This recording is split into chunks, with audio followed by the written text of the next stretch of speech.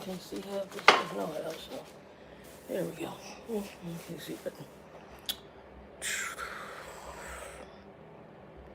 So they booming the system. We'll see who's up. We got somebody who got a. I did it when I was a kid, but I don't know. I don't ever remember pulling into my complex with it booming like that. I don't know. I'm old now. I don't remember. I'm gonna watch a movie tonight. I gotta find something.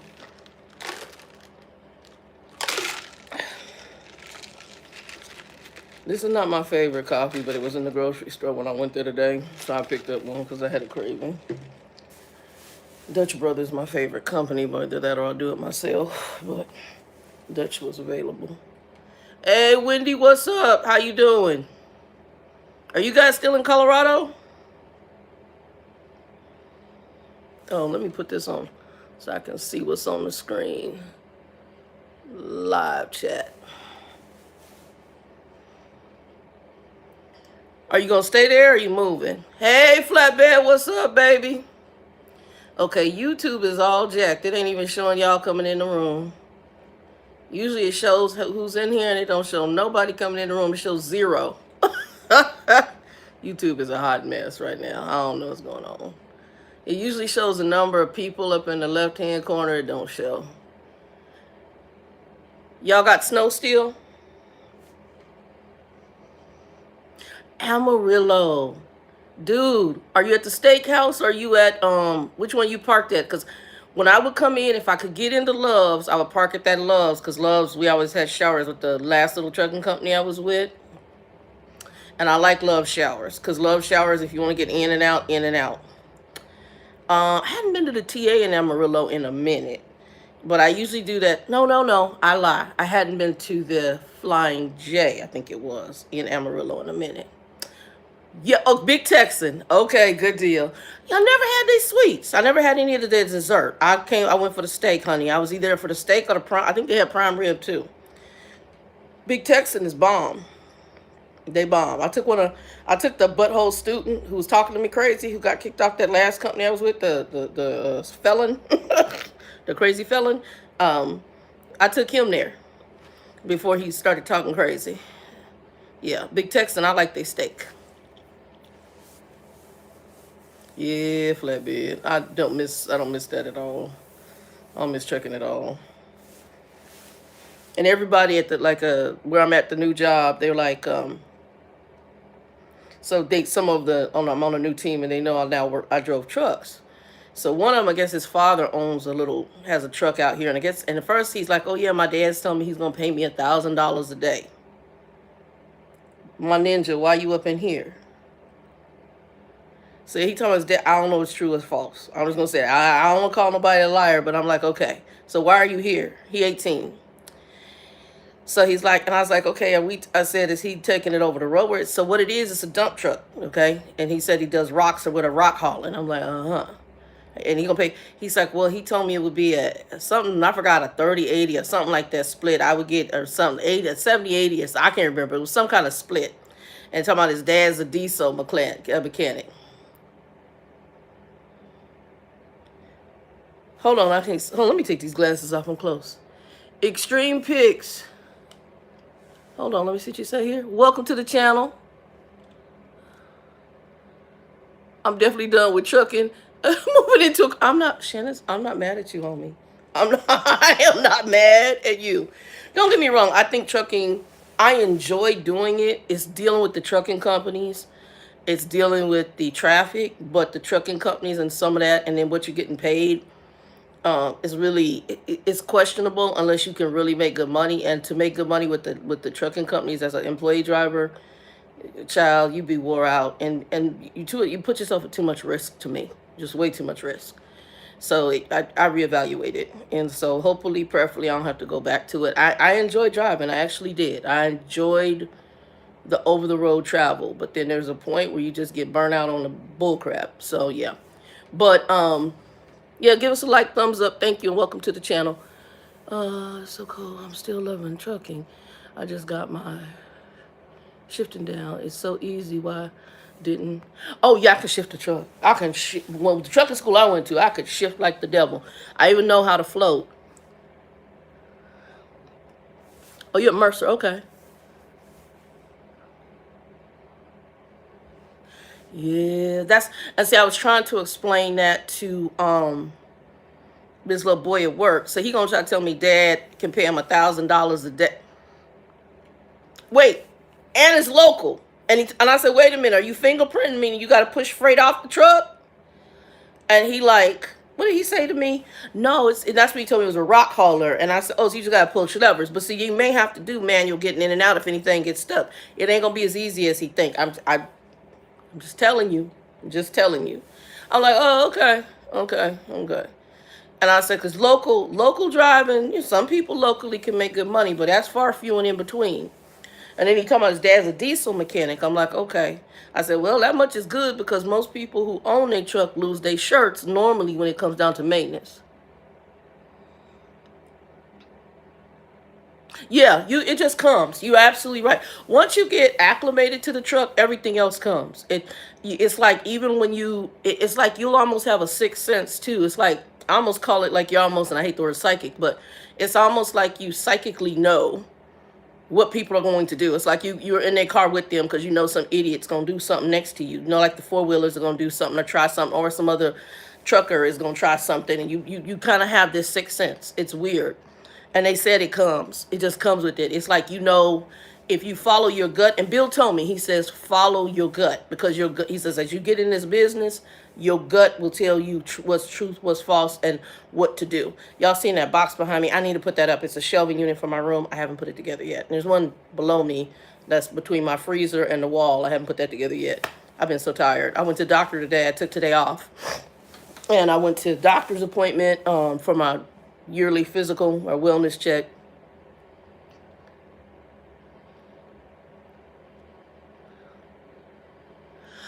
Okay, still fat as hell, but yeah, I'm so far okay.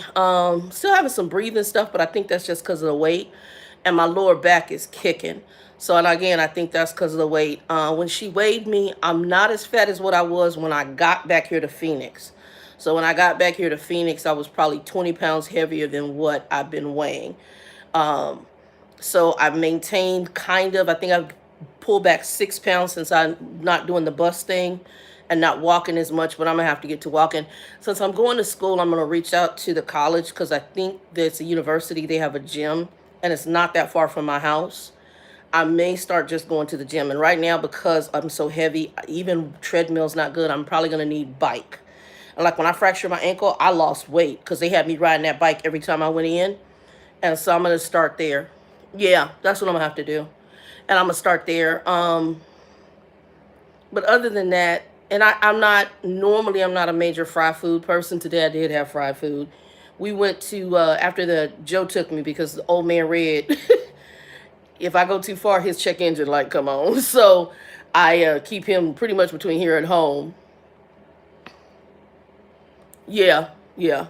No, I keep old man Red between here and home, and no more than the grocery store. So I had Joe take me because my doctor's in a whole nother city. Well, she's in my home city of Tempe. So Joe and Linda came and got me, and then we went to lunch afterwards. And Linda had never been to Cracker Barrel, so we went to Cracker Barrel because I do love Cracker Barrel's dumplings. I love their little greens that they have, the greens. And so I never had their platter. I was gonna get he's holding in. My thing is that he's coming up on his yearly inspection, and I don't know if he'll pass emission inspection. So we have out here in Arizona, this started this, I don't know how many years, within the last few years, we have something known as third-party vendors. And when I bought Old Man Red, normally if you buy a car, you can just keep the plates from the prior owner unless the owner says they want the plates back. Well, all of a sudden, she registered me for new plates, and it gave me a whole year from the time I bought the car for emissions. So what I'm thinking about doing, y'all, just got to work it how you work it. I'm thinking about seeing if I can go get another set of plates to avoid emissions, and if I get a brand new set of plates, will that give me another year tab, and that'll give me time to save up for something else. I had someone who was a trucker who said that they were going to be moving, but the house sale didn't go. Well, it hasn't gone through, and they're supposed to rent the house, and I haven't heard from them. And they're like, "Hey, I'm going to give you this car." I'm like, "Wonderful," because their car's in way better condition. But I don't know that any of that's going to happen because the house sale didn't happen for them, and it's not. I believe their intentions were good, not anything ill will. But their car sale, their house didn't sell, which I think was going to be profits they were going to use to buy a brand new car, and then they were going to take that car and hand it over to me, which was really kind, and I was going to try to come up with some loot to give them for it. It's in way better shape than Red. um but old man Red, yeah, he's hanging in there. I had to give him, I don't know if I told you, somebody hit me, hit and run. I was in the turning lane and a person turned into me, but they, because I honked my horn, they swerved because they would have been a head-on collision. They would have driven right into me. The way, I think the person was either drunk or somebody stole the car. But because when I honked the horn, they made the adjustment, they still clipped me on the driver's side. So the fender bumper, whatever you want to call it, it got cracked. So I went out there and I finally got out there and started messing with the Gorilla Tape and got it kind of taped up. But I've been driving with it kind of janky. He's janky in general, but janky. So, but he needs to go in because I got something leaking underneath. I'm almost wondering if I got a gasket seal because he's got a little bit of white smoke that comes out. That's why I said right now I don't think that he's going to necessarily pass emissions. And I can smell he runs very rich. And then I have something that's when he's heating up and when he's driving, he goes just in there. And so I looked that up and it says something about a vacuum hose possibly, which has to do something with coolant and some other stuff. So I don't know. Like I said, the guy did a lot of janky work on the car. He really did. I had one night I was leaving work and it wouldn't start. So he just did. The guy, him and his, it's sad because the car only went between him and his father. It could have been way, that car should have been taken care of a lot better unless his father, and I don't think his father gave it to him like that. I just think the guy's janky. And he's a trucker too, but he was, he's different. You know how you got them different truckers that, it's like, bro, do you take a bath? Cause I'm sorry. Just, he just one of them. You could just kind of tell he's shady. He's shady McLaughlin. But for $500, I couldn't beat it. It went forward, it went back, and $500. And even Nikki, when Nikki saw it, she like, I was expecting something much worse. And I mean, it's not great, trust me. But when you think $500, you really think, and it's got issues. Don't get me wrong, it's janky. But for $500, it slides in the lane. I don't know what he did to, I don't know his alignment. I don't know what he did. But as you come in, like if it goes in a curve, the damn thing slides. It can slide right, left. You have to fight to keep it in the lane. So something's going on between the steering wheel and keeping it in the lane because it's like this. It's janky. And he talking about, if the wind blow, you need to hold on the steering wheel. My ninja. You and your brother jacked this car up. It's janky.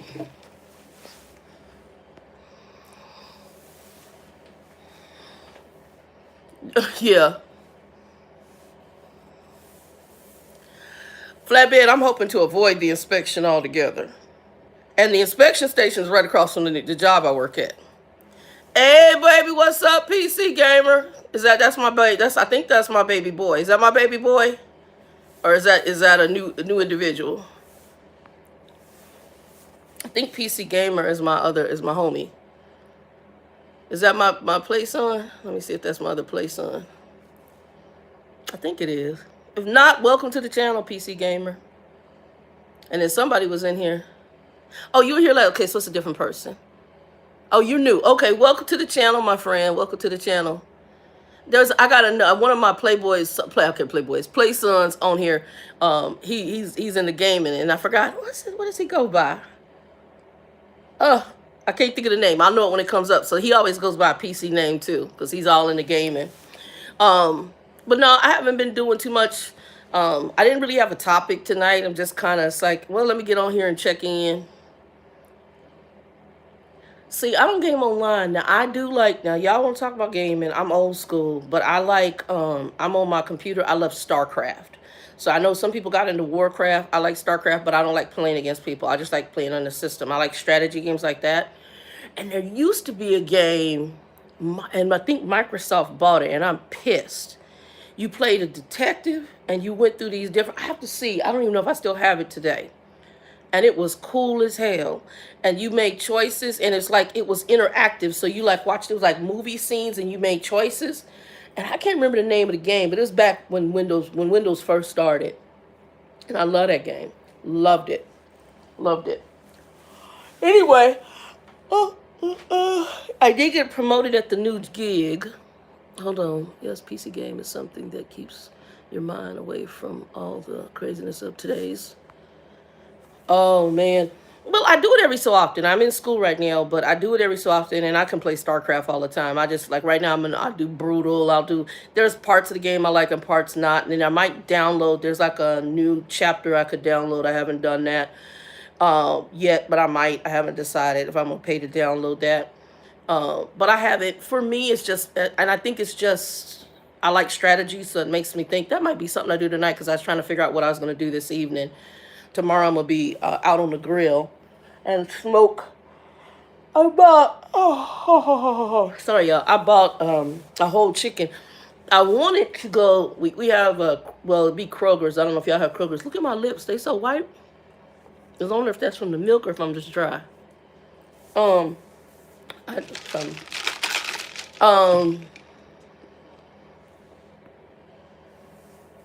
okay. Yeah, I play StarCraft. What else did I used to like? And then old school. I like old school Galaga.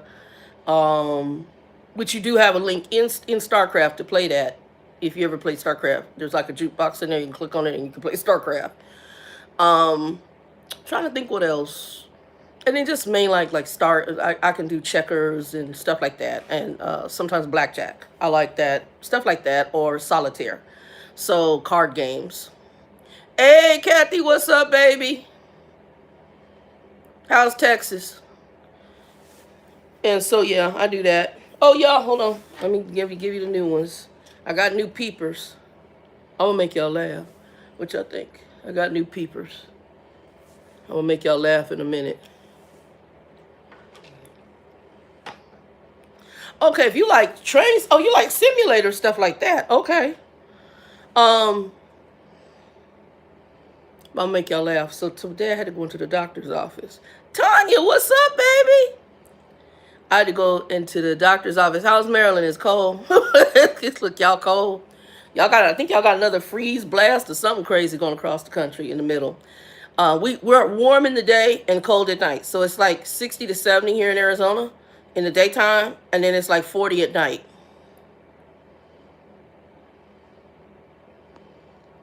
It's cold. It's been cold lately. It's like nobody can tell me ain't no global warming. Can't nobody, you got this political group that's want to keep on doing what they doing and just ruining everything.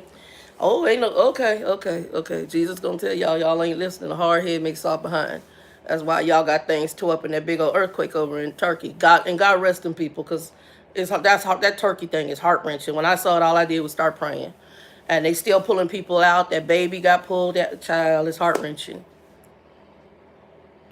Thank you, Miss Wendy. Yes, please like, thumbs up, all that, and subscribe. I'll just get on here and talk random, and if y'all got subjects, I'll just talk about random stuff. My doctor, I'm gonna make y'all laugh. And then I'm just tell y'all a couple of jokes tonight, at least things that were funny to me. So I went to my doctor today, and y'all know I'm getting old. I'm gonna be 55 in June. So I got new glasses because, well, my other one's kind of broke, and then I had to went back to an older prescription. Well, one of the arms broke. I need to go and see if I can glue it back together. I still might, but I need a new prescription anyway.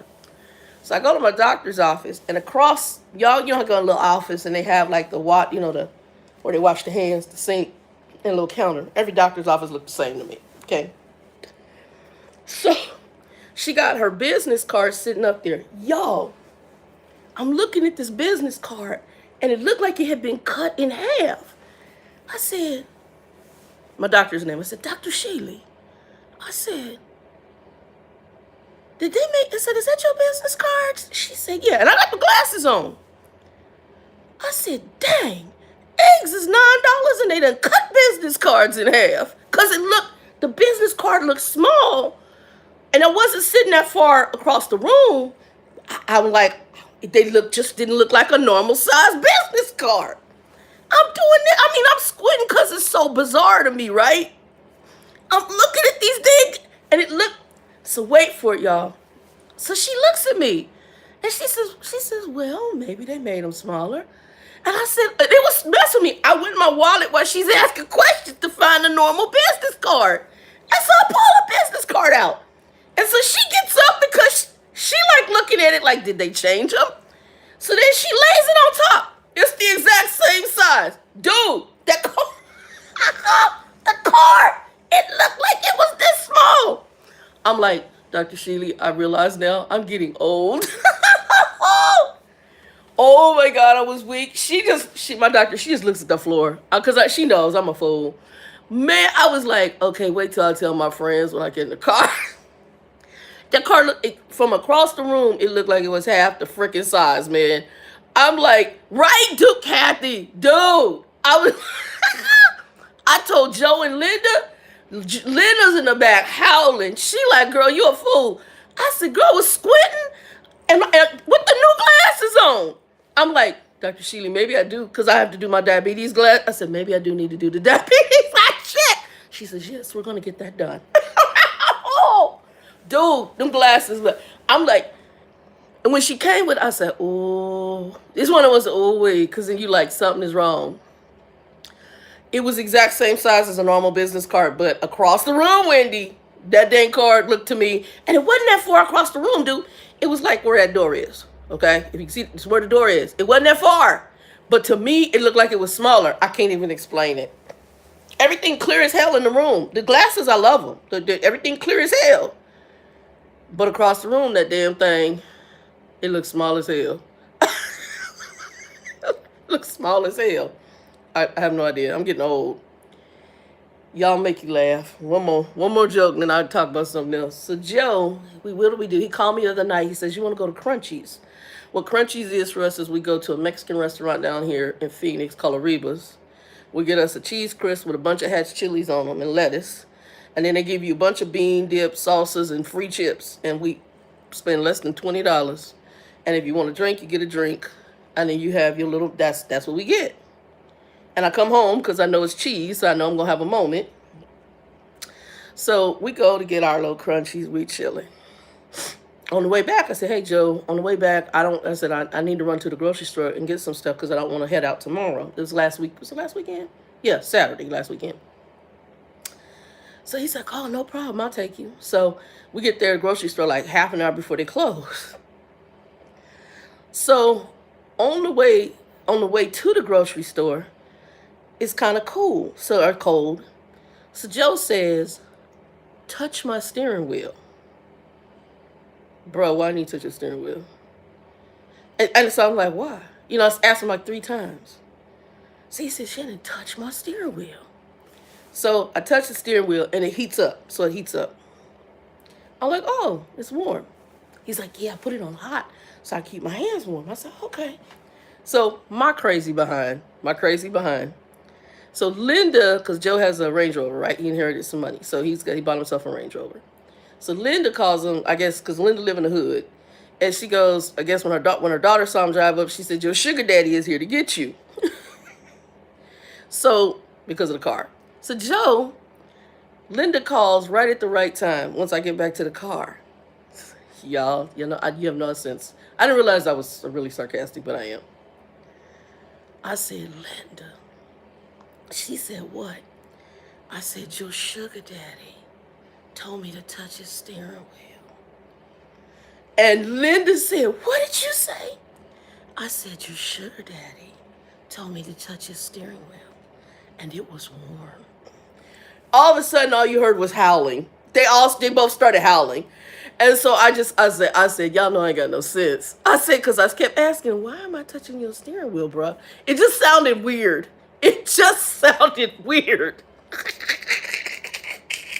Kathy, I ain't messy. I thought it was funny. I ain't messy. I thought it was cute and funny because they ain't got no sense. And those two mind, Lord help them, but they mind be going. And I knew saying it the way I said it, they were going. And Linda's howling. Joe is like almost crying, laughing. And Linda like, girl, you need to be a stand-up. It was so funny. Oh my God, they both are cute. They both are cute. So yeah, because Joe, we say that Joe has a harem because he has, I think, one major guy friend, and then everybody else he hangs with the chicks. So he hangs out with me and a couple other females. Honey, they doing their Range Rover. The Range Rover lowers and all sorts of weird stuff. All that stuff that the car does. And I've never been a really, and I mean, I guess Range Rover is supposed to be an elite car. I didn't even know too much about Range Rovers until he bought it. And I know it's this prestige thing. I love them, but that's what it is. But if that's what you want to do and you got the money to do it, do you, boo boo? I could come into millions tomorrow, and I'm gonna tell you, this is what I would buy. If I had millions, first of all, I would help some people out. I would have some people who bless me. I would bless them. Everybody would be retired who blessed me. But the other thing I would do is, like I said, I would probably buy me a piece of property, put a tiny home on it. I'm not looking for anything expensive. And I might do 2 or 3 tiny homes because I want to hire somebody to be on the property to maintain it when I'm not there. I'd probably get me an Airstream trailer. I don't know if I'd get a new one or old one. It just depends on what I wanted. I would definitely need a big bathroom on my trailer. I'd get me a truck to haul my trailer, and I'd buy me another Scion XB. That's it. I'd have a car for when I'm home, and then I'd have the truck, and I'd be traveling around the country. That's what I would do. That's me. It's be very simple. I don't want an elaborate house. I don't need no Mercedes. I don't need none of the big name stuff. It's irrelevant to me. I would want to enjoy life and travel around and not do it like trucking for a job. I want to go state to state and explore state to state. That's what I would do. And then if I could get the weight off, which I probably could pay for the surgery by then, and do the weight loss or whatever, get that done, I'd probably call my friend who's a flight attendant and say, I want to go here. And I have places I want to go. Like I would like to go, well, depending on how the world is, because right now I don't know. But I wouldn't mind going to Japan. I would like to go to Italy. What other countries would I like to go to? Australia, stuff like that. I want to go to Jerusalem, but right now things are so crazy I wouldn't go to Israel at all. Yeah, it's like, so here's a good example. So I think it was singer Al B. Sure. I was watching an interview. You guys can look this up. And I guess he got really sick. And something happened where he went into almost a coma, I guess, or whatever. But when the interview happened that he's recovering, and I pray he gets better, but the interview just totally turned me off from him. And I love his first album. I don't know if there's anything else that I liked after that. But during the interview, he says, talking about how, he was sick, and some friend picks him up. Oh, my friend picked me up in his Escalade. Why did you have to name the car? And that tells me the materialistic mindset of people. Because it's irrelevant. Bro, you almost died. You were in a coma. They didn't know if you were going to come out, and you going to sit here. And then he goes, whatever car, because I think he realized this is stupid. Why did I say it? Because you're still caught up in materialism. And materialism is totally irrelevant. There's a lot of people. Robin Williams is dead. That man was wealthy, okay? You got a lot of people who are wealthy and unhappy. I got people I know right now who have a lot of money, and they're still trying to make themselves happy with prestige and material items, and you're not happy. You're stressed out, and you're miserable, and you're dealing with stress all around you.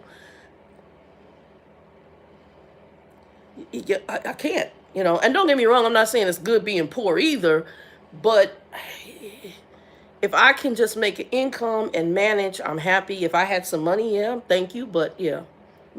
Amen, Kathy. Money cannot buy happiness.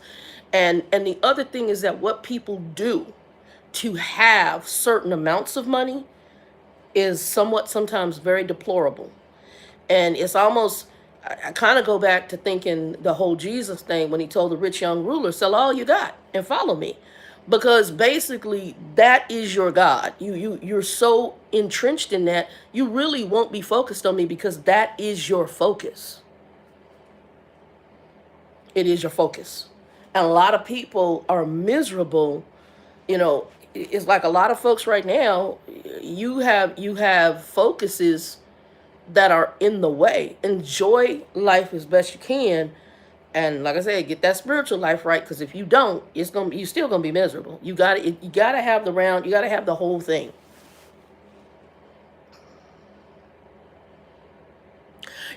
Amen. It's like I was telling you about that one associate of mine who has the two sons and was sitting up there doing what did she do, the committee? Because her son is graduating and she going to have other people help her after she paid an $8,000 vacation for them and has bought a car for the son. Um, and then just recently said, and don't get me wrong, her and like I said, I love her two boys. Her two boys are very good. She's from California initially. She's got a very, and no offense to my Californians on here, but y'all are very materialistic. Quite a few. I'm not gonna say all. That's like saying all black people like chicken, or all black people eat watermelon, or all Latinos like beans. That's not right. That's a stereotype. Granted, a lot of us do, but it's a stereotype because you can't say all. But I notice among a good majority of Californians, regardless of ethnicity, there's a very materialistic mindset with people from California. Chicago's another one, Illinois area, New York.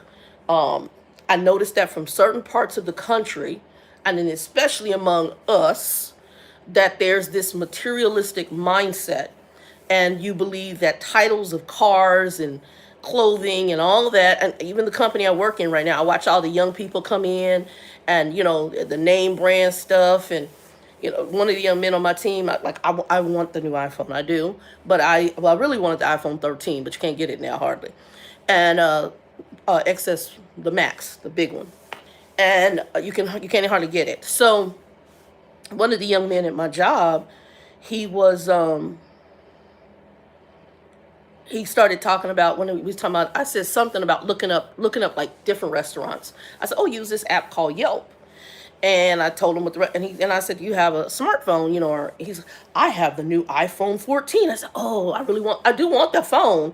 It's not really about it's what the features of the phone are that I want. It has nothing to do with, oh, it's an Apple phone. The only difference is I went back to Android, and I don't like the differences between the two.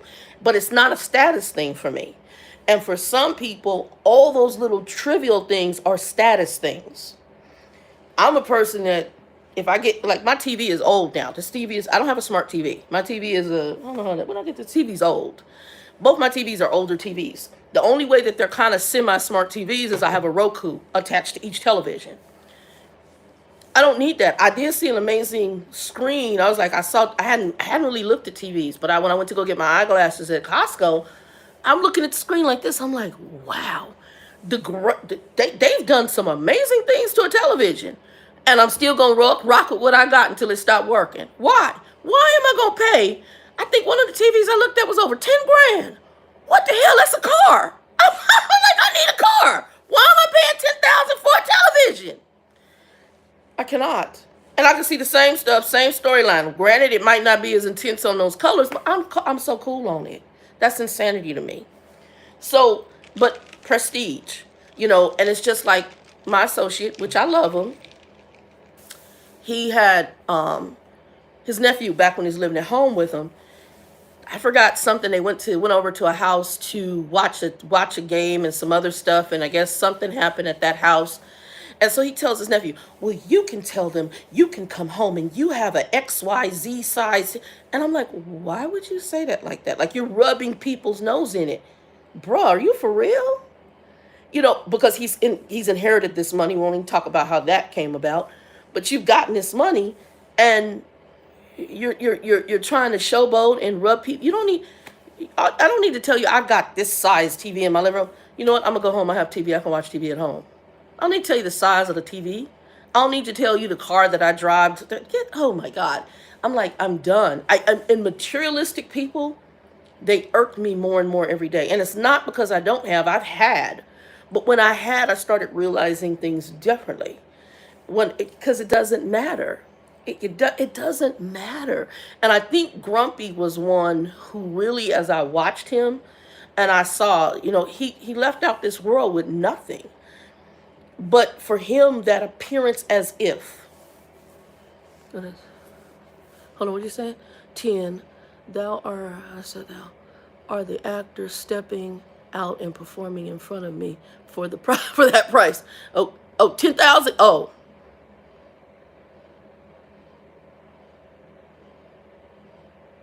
Oh, you talking about the old school TVs? Is that what you're talking about, Tanya? She said I have a fat back in the girl, Kathy. I'm telling you. Look, I was out there today with the duct tape fixing up from when he got hit. He been hit. That hit happened a while back, but I said, well, Shannon, get your fat butt out this car and go on. You got the duct tape. It's been sitting in here. You might as well deal with it now. So I got up when I got out the car today after coming from the grocery store. I went out there and handed it to him. Okay. Yeah, you talking about the big TVs? Because I remember my grandmother, the ones that sat on the consoles, or remember the big flat screen TVs that used to be this big. But hey, if they still work, girl, bye. My TV, I think this is a 32. Is this 32? It's 32 something. It's like 3240 maybe. That's the one I got in the living room. And I got this on a Black Friday sale. It's an Insignia from Best Buy. I don't know if I even spent $100. And good little TV. I got a Vizio in the room. I got that on I think that was a Black Friday sale at Target years ago. My TV in my room is, I don't even know that might be a 19, 20 inch. I don't know. It's not a big TV. It's like what people now put in their kitchen or whatever. That's what I rock in the room. I'm not caught up because I see things differently. And I think once you've had, then you don't have, and then you also start looking at things like a lot of this is foolishness. And there's an old saying, ain't no fool like an old fool.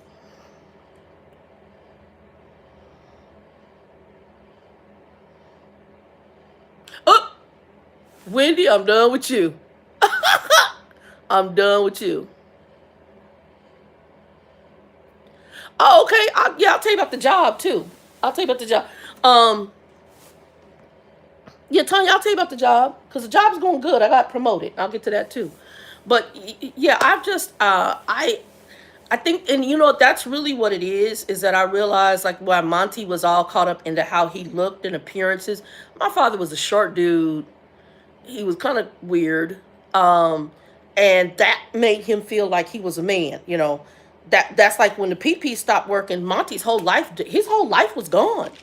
His PP stopped working. It didn't work the right way. It wouldn't get hard anymore. And then when he couldn't pee over a toilet, Monty lost it all. He lost it all. And because I would sit there and I was like, bruh, I said, are you really for real that what's between your legs was what make you think you're a man? That ain't got nothing to do with you being a man. What about people who are born male and they have half their body cut off? Or they're paralyzed and they can't do any of that? Does that make them less a man?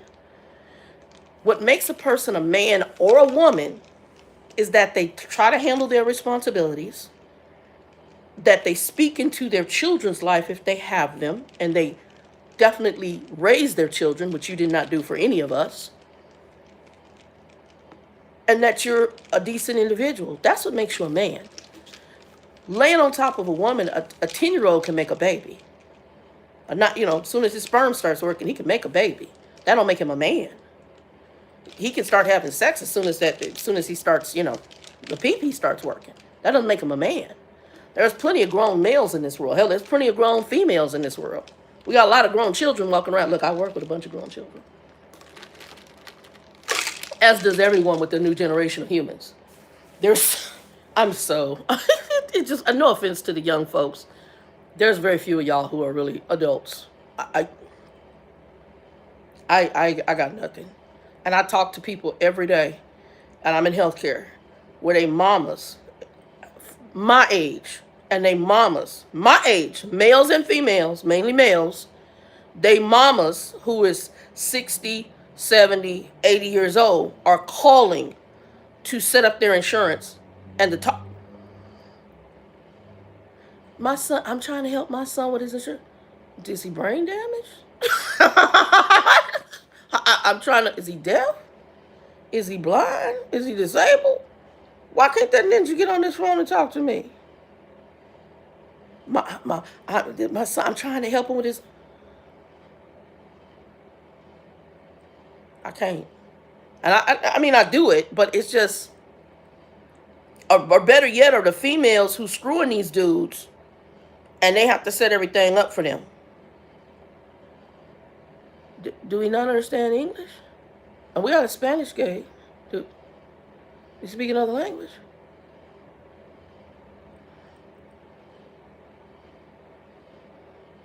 And they my age and younger. Males, grown males. Child, I can't stand Tanya's my. There's a generation of titty kids. And the sad part is the people who make them titty kids, it's like they blind and don't realize they got titty kids. How you not know your kid ain't a titty kid? You doing everything for them. You arrange a doctor's appointment? I can't. I can't. I can't. Drive them around? Grown ass kids. No, no. Are they disabled? No. And I realize mamas sometimes have problems cutting in biblical cards. But dude, I can't. I can't. I can't. I can't. I can't. I just, that's probably why I don't have children. Because I cannot. I wish my kid would call me if I had a child. Mom, I got to set my insurance. I don't know how to do it. Well, my ninja, you better figure it out. That's what you went to school for. I was watching, I'll talk about job in a minute. I was watching on the news, they interviewing about the fact that working age men, and I'm working age men, that means a grown man up to my age, that some of the jobs right now, because they're noticing that there's a high number of working age men who can work, and people our age going into the retirement area, that they are not going back to work after COVID. So they interviewed this one man. I want y'all to hear this, because I just, I sit there and was like, what the flip? This man said, yeah, I got buddies of mine. He's my age. I'm 50. This man who was being interviewed, I'm 54 right now. I'll be 55 in June, right? So they interviewing him. And he said, yeah, I got friends of mine who, how did he put that? He said, I got friends of mine, and some of them, they basically have said that, he said that they weren't working. They sitting on their parents' couch surfing and watching TV and not getting jobs. Oh, you remember? Okay, Flatbed, you saw it, right? It was NBC. I think it was NBC or PBS, one of the two, because that's the two I mainly watch here in the U.S. I was like, this brother did not say, it was a white guy, but this brother did not say what I think he just said. He basically admitted that he had associates of his who were his age, which is around the 50 range, who were living at home with mom and dad on a mama's couch just watching TV and refused to get a job. Then he said that some of them wouldn't get it because they couldn't get into the whole gender pronoun thing, which I think sucks too. I don't necessarily agree with it either. But you know what? My philosophy is, as long as it ain't something that's hurting anybody, and you got the right to. If you want to be called a dog, a female, a she, a he, whatever, okay, her, him, it, I don't care, because it's not my problem. It's, to me, you're strange, and what you're trying to justify your weirdness, but that's okay. If that makes you feel good about you, that's fine. I do have a problem with being forced on people to do it, though. I have a problem that I'm looking at a man and I got to call him a she. I just do. But if that's what I got to do to get my paycheck, I can do that. Or I'll just avoid you altogether. Because if you want to be called a she, what difference? Just put that check in that account. Because I don't really care. I don't care. I don't live with you. I ain't screwing you. I got my relation with the Lord. Obviously, I hope you figure it out, because that's something not right. But it's okay. Do you. Because like I said, the world has changed. All the stuff that was wrong is now right. And all the stuff that was right is now wrong. So, and then folks is taking extremes on all sorts of stuff. Crazy is unleashed on all levels. So I'm like, And so I don't care that you got the gender, and you telling me that you're going to sit on your mom and daddy's couch and not get a job because it bothers you that you got to call some dude who wants to be called a chick. Dude, what's that got to do with you? Go get your paycheck. I can't.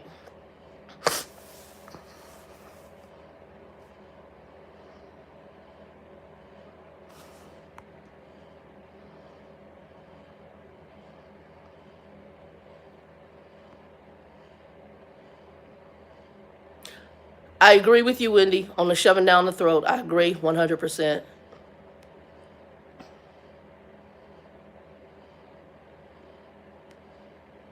Hold on, I'm going back. Flatbed said, then get with the spouse and think that they should do the same. Hold on.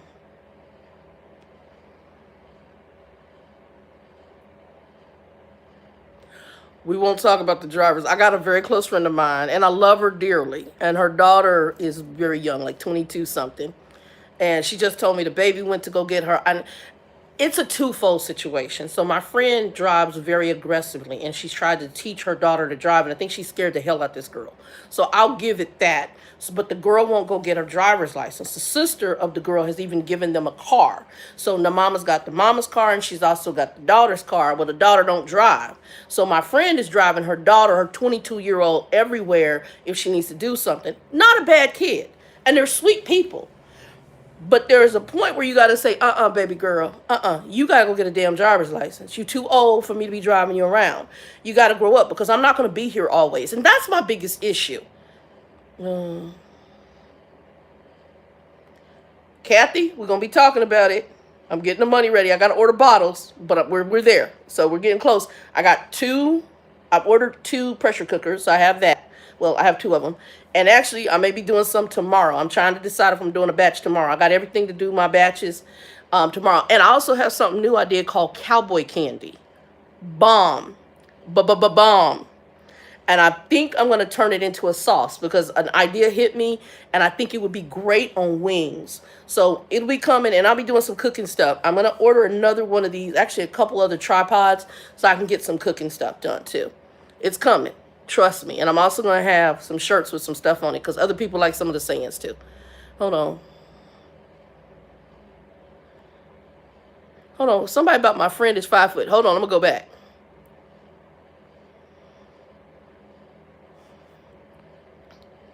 Oh, you got a short dude who's bragging about his TV? Yeah, got the little man syndrome, like Monty. Monty was short. Monty was 5. He tried to tell me he's 6 foot. Or no, 5'10" or 5. I said, man, you 5 short. Monty was not a tall dude. Monty was short. Hold on. All right.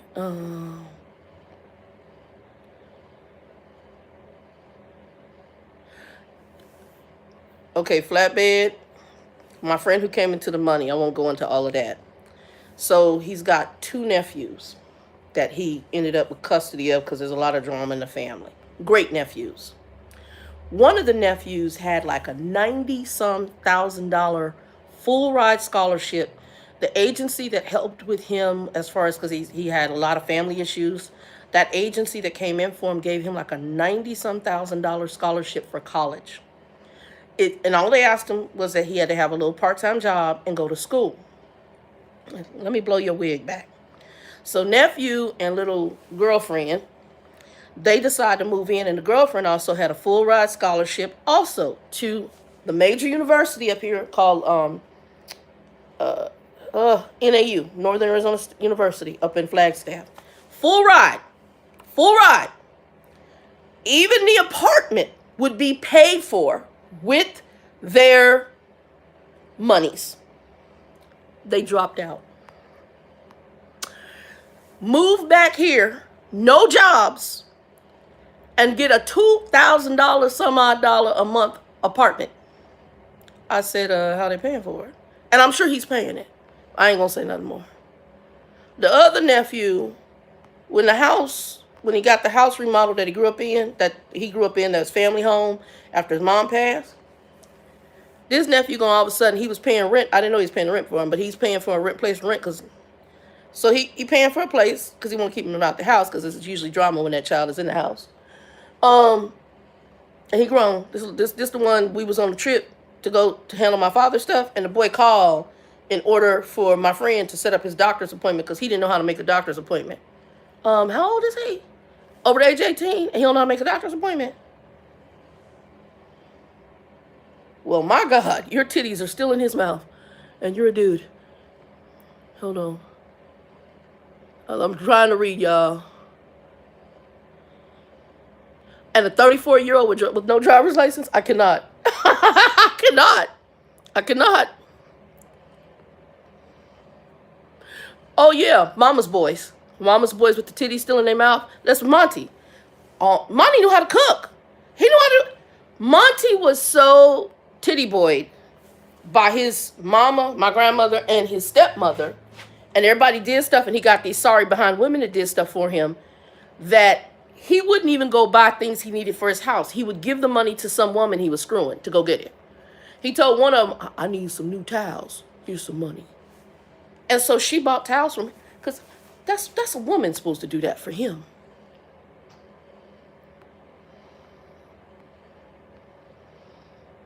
Hold on. Okay, I'm trying to catch up, y'all. I don't know this necessary control. I really, I don't think it's a control thing. I think there are people who are, well, for women, if they get titty boys, they're just lonely and want a man, want something. They end up and they just settle for, and they want to call it a man, and they got a grown male. They don't have a man. Okay, that's one. So you get some people who just want, God forgive me for that, they just want a piece of dick. Just, there he is. I have one. It's a male. And so that's, they just want somebody to say that. Or you get those who, they want to appear as if they got a male, or got a man, and they got a grown male. This is just like one of the ladies, she's deceased now, who was trying to get with Monty, that was at his church. And she gave me a ride somewhere, because when I was out there, I was looking for jobs, and I was going to try to get on AT&T, which she worked at. So she drove me. And so I told her, because I could tell she was hitting on money, I said, look, I'm going to explain something to you. And I said, and you do what you want to do. I said, first of all, I wouldn't want to try to get with my father. I said, and it's not that he's my father, because he's just my biological father. Monty is not really a dad. I tell her everything. I tell her about the time that when he was here and I was sick and he wouldn't even drive me in my own car to the doctor's office. This is what she said. Oh, well, at least he offered to pay a cab. Something is wrong with you and you deserve him. Because a man, I don't care, even if I'm not your child, you would have enough common decency for another human being. None of you, I could meet you as strangers. And if long as you ain't crazy or do anything and something's emergency, I'm going to help you. Because that's just common human courtesy. But on top of that, to be somebody's biological blood, and you, something is wrong with you. And you so self-centered, and you want to get with somebody like that, that's a grown little, I don't like to drive in Arizona. Oh, okay. And you from here. Can drive anything. He grew up on a farm. He probably could drive a dang semi. You grew up on a farm. But that's what you want. Correct. This is my whole point, Wendy. Correct. Even with all the ratchetness, I helped Monty, even as ratchet as he was, because that is the right thing to do. That's the difference between a grown child and an adult. But the problem I have, and it's not saying that you don't care for your child, like for these kids that I call titty children. And it's not that my friend, I'm not trying to say that he didn't care for his, your nephew's didn't just get out the hospital with blood clots in the lung, on a walker, blood clot in the leg, huge tumor. This is not the situation.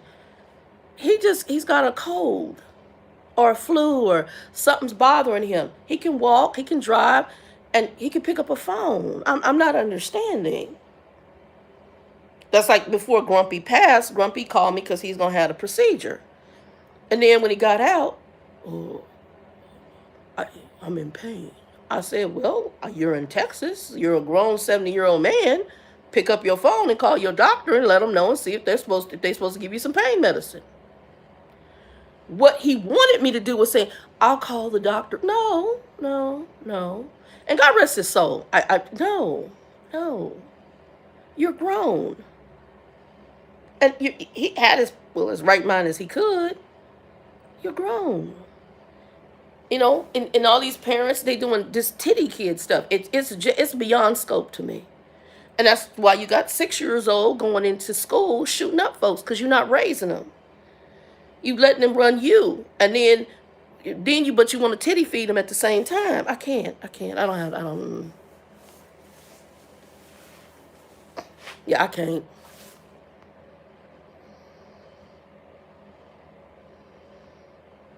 Yeah, and the ones that can't cook for themselves is another problem I have. That right there.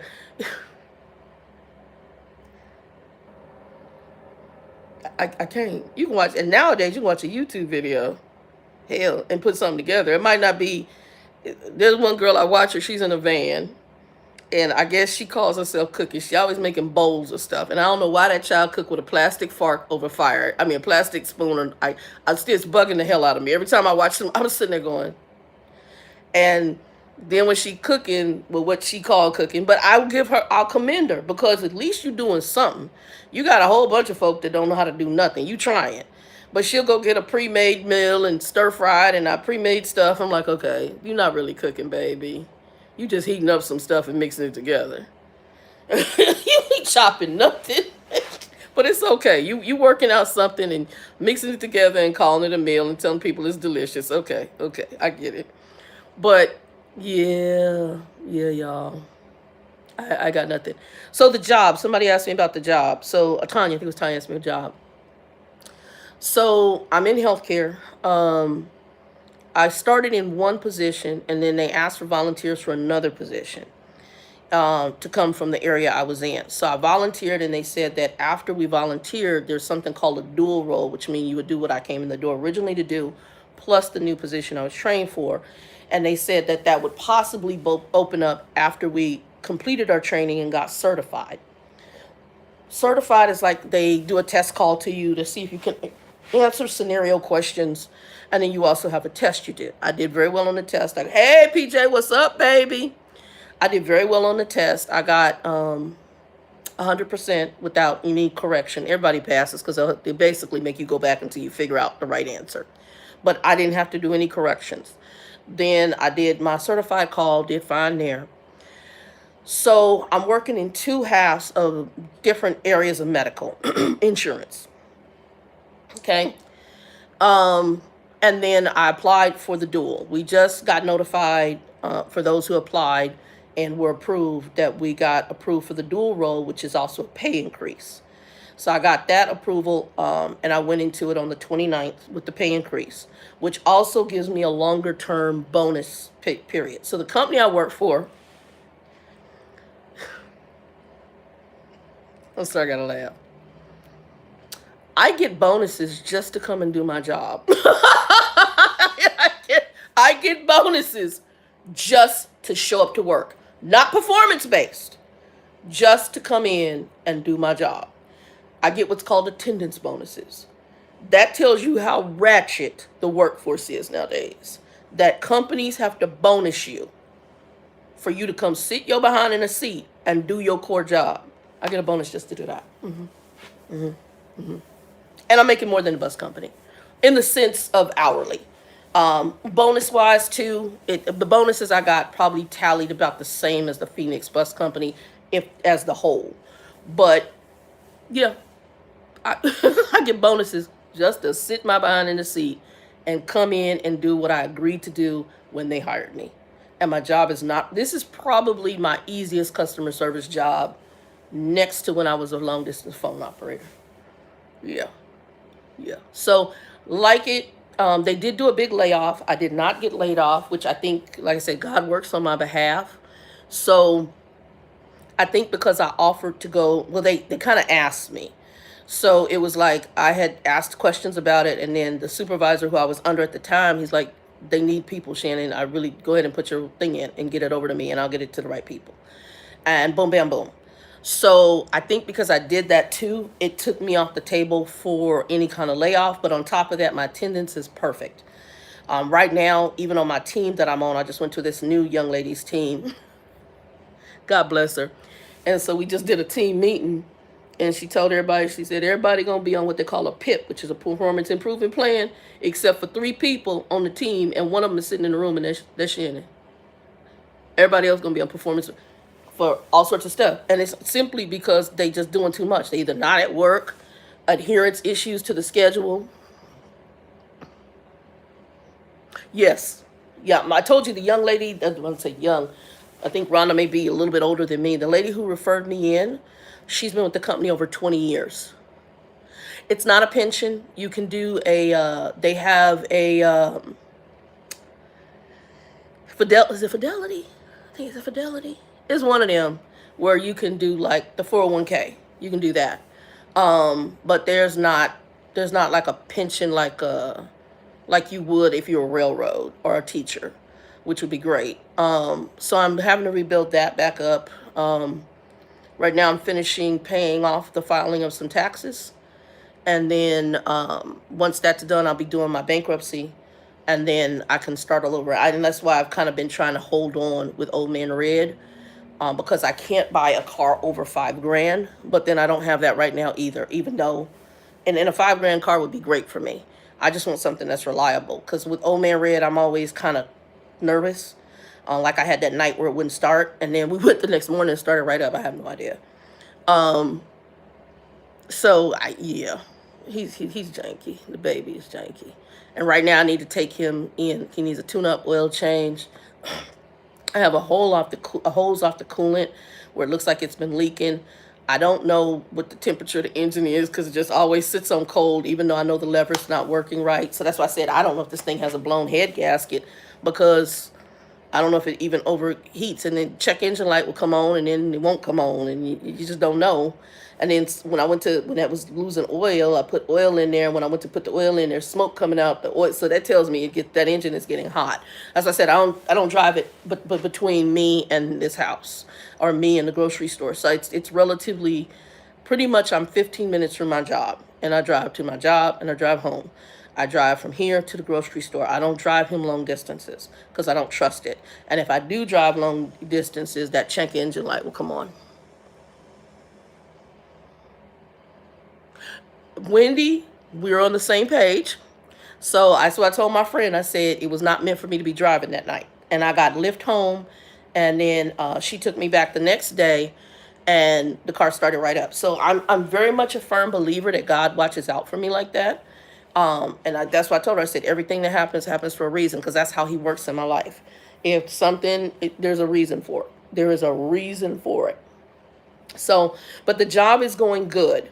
And the side hustle I'm going to be working on, because I do need to get some extra income in here, just to try to get caught up. I've paid back all of my lower debts under 200 to people. I had like trucker friends, a whole bunch of people that came and helped me out. And now the big debts I'm paying back. So I got one I just started, and then I have 3 others that I'm going to take care of. But I just started one of the bigger debts. And once I get that one, and then I'm going to roll people in and start trying to get those big debts paid off. But I'm paying them almost like a credit card payment to pay back those debts for those 2 months that I was kind of up and down during the break from Carvana to here, because that's who I was working for, was that Carvana company. And Lord knows, I think they're going to be going under here pretty soon. They've had some more some more layoffs.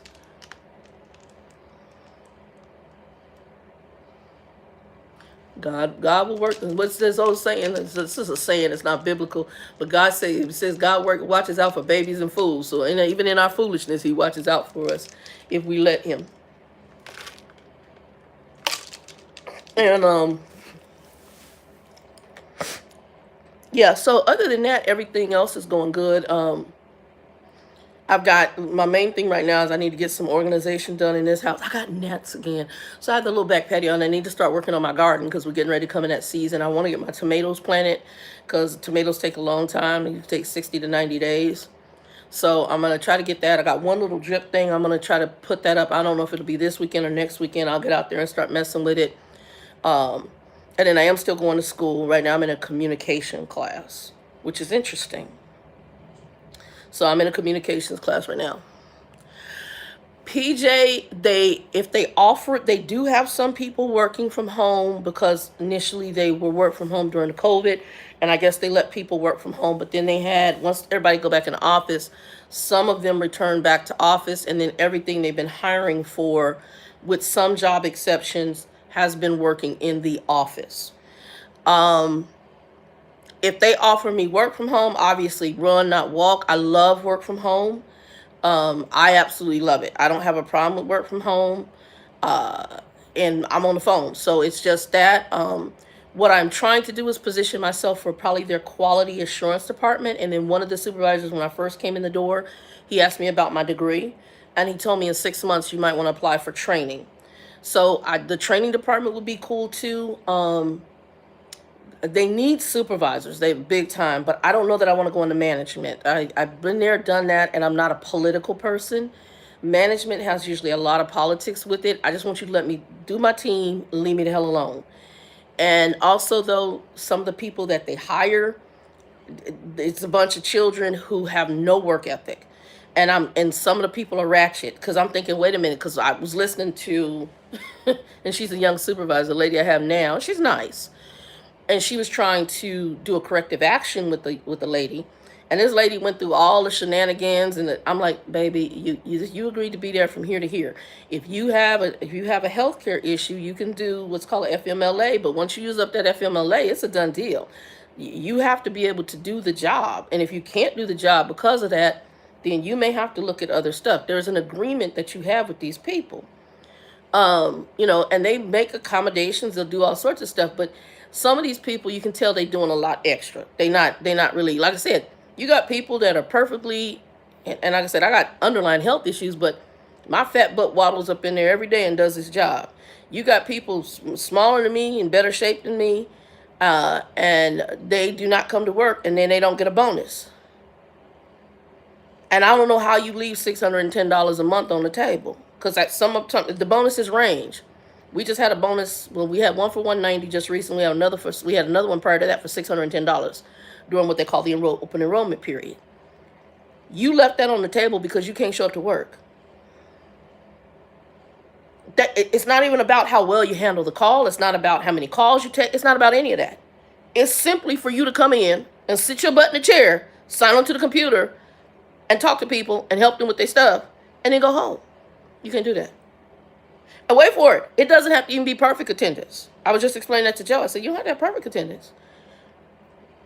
When it was $610, they just want you to come work 32 hours of the week. At least a minimum of 32 hours of the week. Okay? That means you could miss 8 hours. And I think they allowed you up to 2 days within a month that people can do that. One girl, I didn't get a bonus. You mean you walked away from $610 because you couldn't come in here to work? Well, I have kids. You have kids that are over the age of 13 years old. What the hell does that have to do with the price of tea in China? You mean your 13-year-old kids can't cook a meal? They can't take care of themselves? They can't catch the bus to go to school? I'm not understanding. Hell, granted, my mother was mean. I was a latchkey kid at 7 and 8 years old. I was at 9 years old, I was taking my brothers to daycare and bringing them home. Titty out these kids' mouth and get your money. And now you up in here selling food to try to make it inside the business on the side. No, sweetie, show up. Now I'm going in for my hours. I'm trying to have a side hustle to get my income right so I can take care of some extra stuff. You just trying to make it because you don't come to work. I'm not understanding.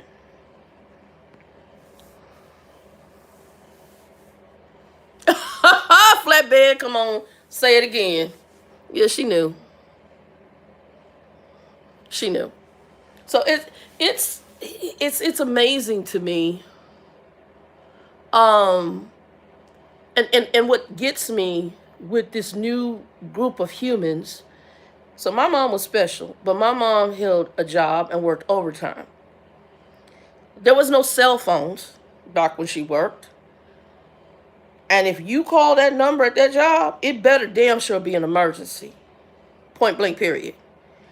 All this craziness with a kid calling and Johnny don't know what suit to wear and what we supposed to cook and what we supposed to heat up, or talking to you about dumb stuff on the phone, and you got to have your cell phone because the job we're at, we're not supposed to have our cell phone. And these people act like life is going to end. I'm like, my ninja, I started working before there were cell phones. Hell, I started working before there was pagers.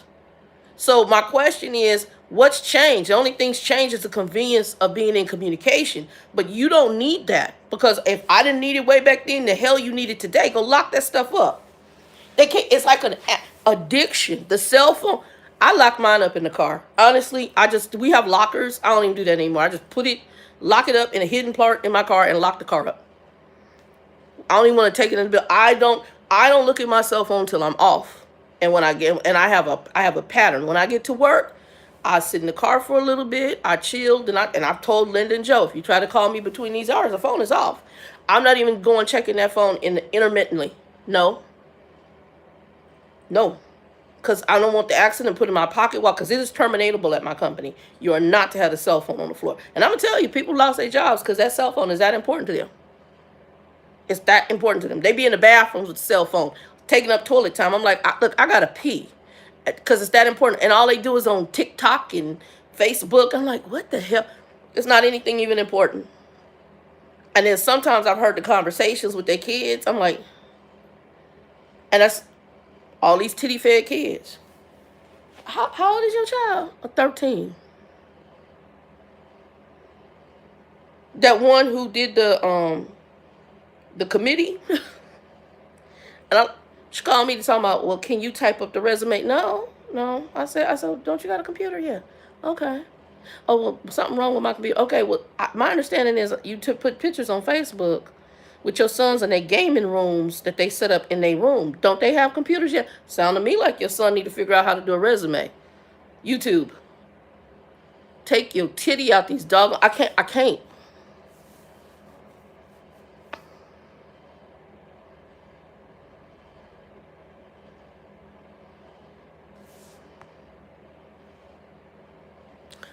You understand what I mean, flatbed? And if your mama would have come home and anything would have been out of order, she would have jumped in your behind, as she should. My mother I wasn't a bad kid. I was a very good kid. Very, very good. My mom's crazy.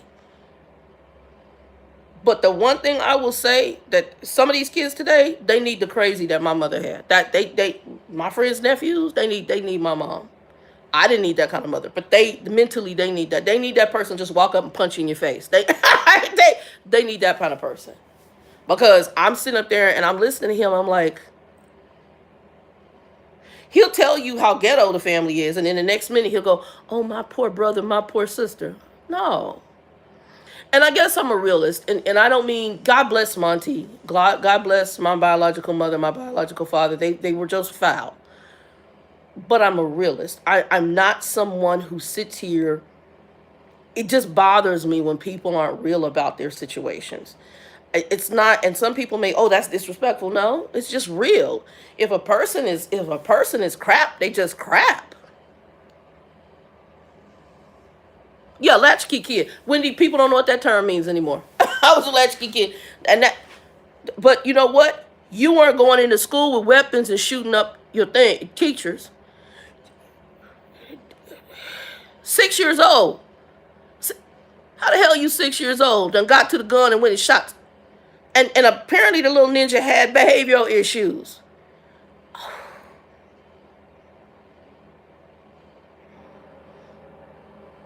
I cannot. See, teachers back in my day, they had paddles. At some of the ghetto schools, they had paddles. And your teacher would wear your tail out and then tell your mom and dad. But now you got these mom and dads who defend these little bad behind children who crazy as hell, and they defend them. That's why this is my philosophy. Everybody, this is my philosophy. Your child goes into school and shoot up people, not only do they need to go to prison, so do you.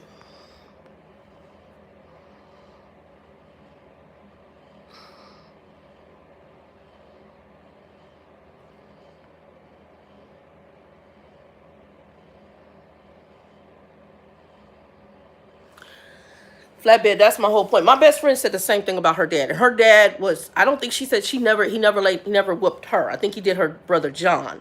And John did have issues. He has issues. But because you just have that every so often, you can have decent parenting come out to be a dick. Okay, Wendy. Yep. I don't. I got you. But again, we come from a different generation, because I would have never thought to go into the school. But in like Chicago and New York, those kids were doing the razor blades. I don't know if you knew about that. They would slash back when probably we were growing up. They would slash with razor blades and stuff. So they were doing a more violent type of inner city schools in those areas. But yeah, I never ever thought of going into a school. We have a fight, you fist fight, you win, lose, draw. You never came back and shot up the school. There's one situation, they had the girl, and this bully thing, and I get the bully thing is bad. But this one girl, she was bullied and she committed suicide. Now, I'm going to say this, and my heart goes out to her because they just showed this on TV. And I get depression. But I'm going to go back to mommy and daddy. How do you not know your child is jacked up? That's because you're not interacting with your child. They're parenting, you know something the hell is wrong or right.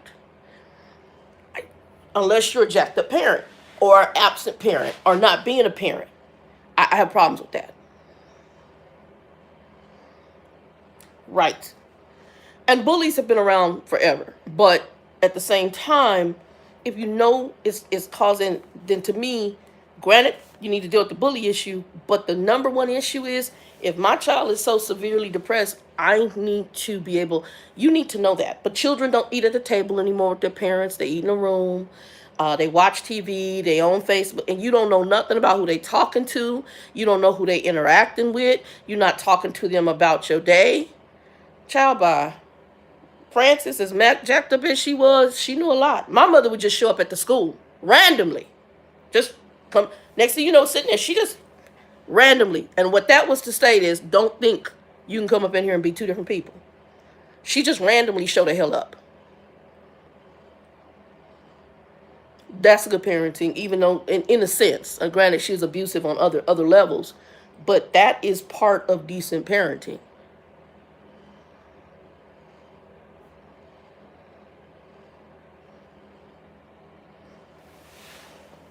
And that's good that she did protect you, just as long as she didn't over coddle you. Because that's another thing I see with parenting. And I have certain family members, they will tell you their child's winners and the best and everything, and the child can do no wrong. And I'm sorry, I don't believe in that type of perfection. Every child has some sort of issue. Not saying they're bad children, but your child is not the best, they're not the number one. And that's where some false expectations are set. Because once they get into other areas and they realize, I'm not the top of the charts, I'm not the best, or you coddle them, you tell them all these wonderful things and they're a-holes, or they become, and that's this newer generation, they've been taught all these positive, I hate the word affirmations, about, you're the best, you're a winner, and they got issues. Monty was a spoiled child. I'm pretty. No, you're not attractive. You're not a fit. And I think he kind of knew he wasn't all that physically attractive, which is why he went for fat women. But, he did things to try to make himself look good. As Vicky said, he has swag. I guess that's the terminology or whatever. I can't. Y'all, I cannot. You get 0 from me. I can't. I just can't. It bothers me to no degree. I'm going to talk for a little bit more and get up here. So I see. So our topic today is titty kids. I just see that there's issues with the rearing of children. And it's kind of scary to me. And then I also see issues with honesty with ourselves. That's another thing. And, I've got to deal with something on Christian channel too, because something the Lord's showing me is that we got a lot of people who can't admit. All of us come from something, okay? We all do. We inherit something, and we all come biblically from a sinful background. That's just the nature of man. But even in the immediate families we all come from something. I have people who want to glorify parents who weren't perfect.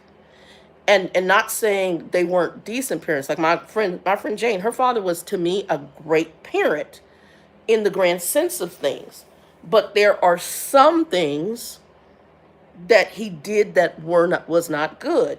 And I also note some things that she's inherited. She's very much, this is how I think, boom, boom, boom. There's no middle ground for her. Okay? No middle ground. And love her. I love her 100%. We're very close. And we both had to grow up with a lot of responsibilities. But her father was a very succinct man. Good father. But we all inherit something in the line somewhere. Good and bad. My thing is to be honest about it. Like, I have a friend of mine, he glorifies his mom. And his mom, I met her. She's a very nice lady, but she's a control freak. She was a manipulator and she was a control freak. Okay? Which that can go lots of different ways. So now you got a sibling, and he himself, even though he doesn't see it, who's manipulative and a control freak. And he's got, and it's a hot ass mess. And well, he's trying to blame it on the ex. No, your sister drew what she came from. I have a family member of mine. He married someone that's like his mother. And I know he did. He doesn't know it. And it doesn't have to be a person who's abusive. So the person I know was abusive, okay? But also manipulative, controlling, and special. Well, you can be the opposite and still have the same extremes. You can still marry the same kind of person. So now you've got somebody who's manipulative, controlling, and now over coddles. So they don't have to be abusive. They can still do a detriment to children because they over coddle. Don't think they're a bad person. And I get preferably, but at the same time, I see you married your mom. You married your mom, just the opposite version of it. You married a butthole that has opposite versions of it. So I've seen that. And that's okay. You got to go through your journey. My thing is that for whatever reason, people can't put on the glasses to see truth. So I would sit and look at both my parents and say, okay, this one was like this and this one was like that. And some people are like, oh, no, because I need to be real. I need to know what I inherited. Because if I understand what I inherited, I try to understand what not to be and what to work with God on to curtail. Monty's people were crazy as a box of rocks. A lot of criminal activity, drug activity. Some things rose up and I didn't know where they came from until I got to know them. I'm like, oh, okay. we need to fix that, homie. Lord. Because I don't want to be sitting in the cell next to my brother because I got temper issues or I want to do criminal activity. I don't want to be sitting in the cell next to him. And honestly, knowing where I came from and knowing there's a whole nother younger side that I don't talk about, that I've done some things in my young youth, I am blessed not to have been in handcuffs sitting in a cell next to him. And not criminal activity, but violence. I mean violence, where I beat the hell out of somebody. And why I don't have a record, I don't know. I have no idea. And that was in my youth because somebody, and it pissed me off. It was a mutual fight.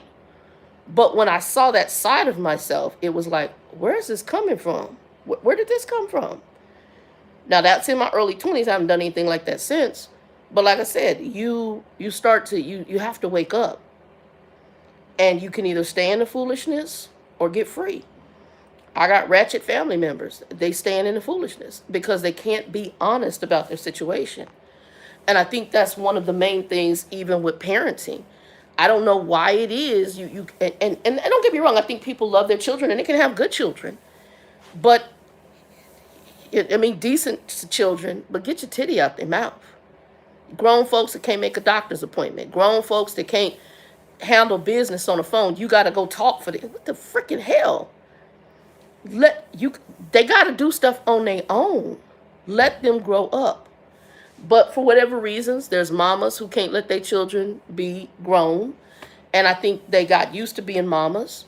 I got friends of mine who I know, they want their children with them till they croak. They want them living in the house with them until they croak. And it's going to be a detriment because once the parent croaks, that child is going to be, I don't know what to do. And they ain't going to know what to do. So then they're going to find some dumb male or female who going to marry them. Or they're going to get with them. And it's going to be one of two situations. It can be an abusive situation a person will go into just to say they with somebody to take care of them. And you find that more so with females that been mamaed or titty fed. And they ain't grown up and been living at home with mama and they marry some sorry ninja. And next thing you know, he's abusive and he's controlling because you're titty fed. And you didn't learn how to take care of yourself. And you need a dude to do everything for you. It's mind-blowing to me. But that's what you think because Mama gone and mama can't take care of me or daddy can't take care of me. So I got to get some sorry ninja. And they know them. It's like they're predators. They know them when they see them. That's how these pimps get prostitutes. They know a damaged female when they get them. That's how they get them, most of them. They get them because they've already been damaged and they know them and they're a mile away. Same way with these folks titty fed and these women that get with these titty fed males, they just get with them because they want something that's got a penis on it and says it's a man. Hold on. They want to, get with somebody and just say it's a man and it's a male. Yeah. No. Anyway, y'all done talked so long. Let me see if y'all done said anything else.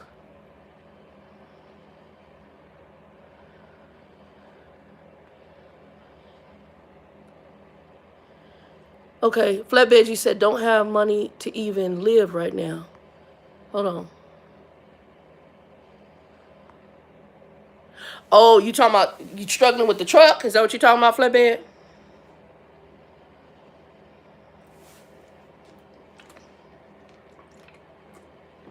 And are you lease purchase or company? I never asked you.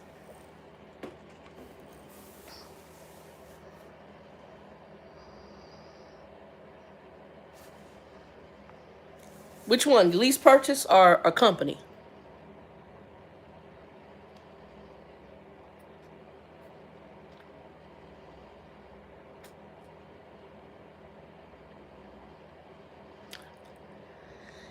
It depends on your deal, and that can bite you in the butt. Lease purchase can be good or bad depending on where you get it, but I was trying to explain that to these kids the other night. Oh, truckers make a whole bunch of money. I said, honey, well, they make more than us, do they? I said, I make more money. We make more money right now than some truckers I know. What are you talking about? And they wonder why there's a shortage in the industry.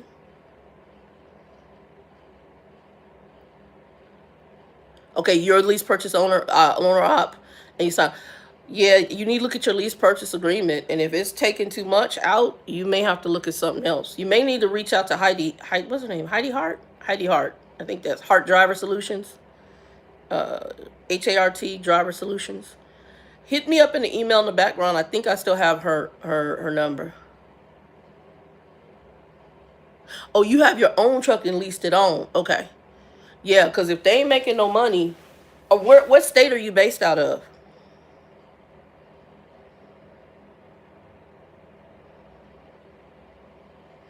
Wendy, I try to tell people that a lot of truckers are not making over 30 to 40,000 a year. They think because you say trucker, the people are making 100,000. I said it's far few in between truckers that are making in the 100,000 range. It's far few.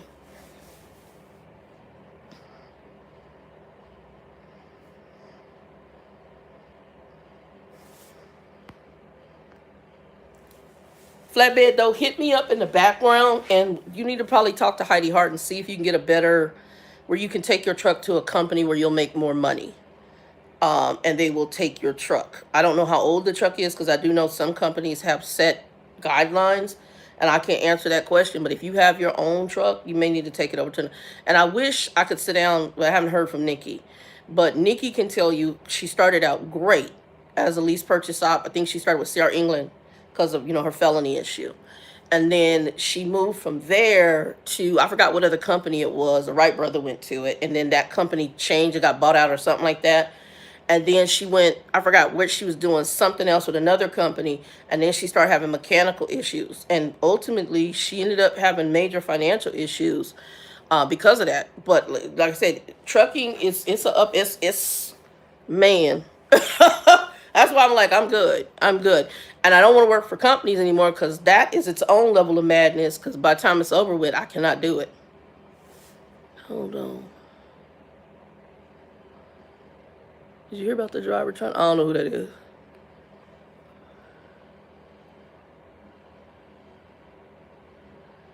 Yep.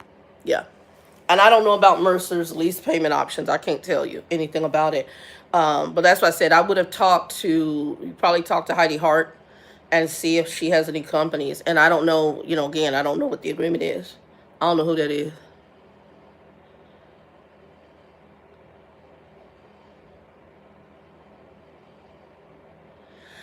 Yeah, the company driver and crap. I'm good. But like I said, physically, I'm done. I'm tired getting in and out of a truck. I know I don't have the stamina anymore, to drive, and it's a whole bunch of new. It's like even just going into the regular job, looking at, because I be sitting there just as quiet and listening to folks, and some of them folks, I'm just like I said, it's a new group of humans. Even though some people, it's like, I don't know, like I said, previous administration, that it was like that baby unleashed crazy, and everybody, all the crazy done come out of most folks. It has.